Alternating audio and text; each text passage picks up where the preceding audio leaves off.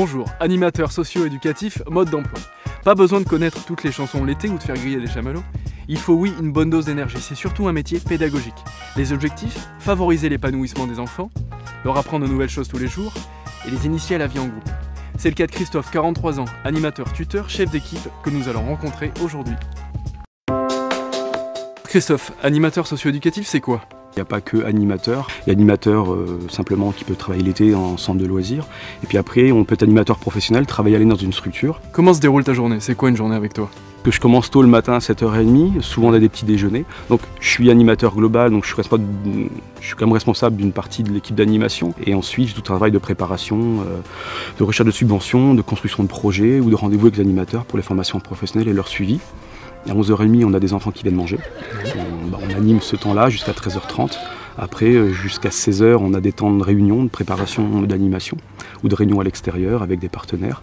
Et après, le soir, à 16h15, 16h30, on a les enfants jusqu'à 18h30. Donc c'est vraiment complémentaire à l'école.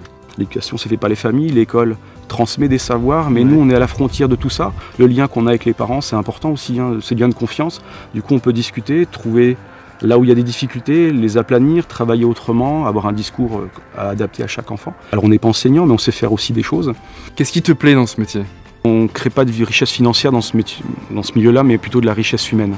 Tous les jours, c'est jamais la même chose, soit avec les adultes, soit avec les enfants. Si on est un petit peu ouvert et qu'on aime les gens, qu'on apprécie le contact, le relationnel et de créer des choses ensemble, c'est le seul métier où on n'a pas besoin d'être diplômé. On peut rentrer dans l'animation sans diplôme.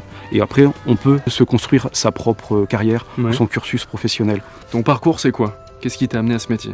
J'ai commencé par un BAFA. Et après, moi, j'ai choisi la voie de la professionnalisation. Donc après, j'ai passé un DEFA, c'est un diplôme d'état aux fonctions d'animateur. Donc ça permet de diriger une structure socio-culturelle. Et on appelle ça aujourd'hui un DGEPS. C'est quoi les qualités d'un bon animateur ? Elles sont nombreuses. D'abord, la première, c'est l'écoute. Ensuite, la deuxième, je pense que c'est de savoir se remettre en cause.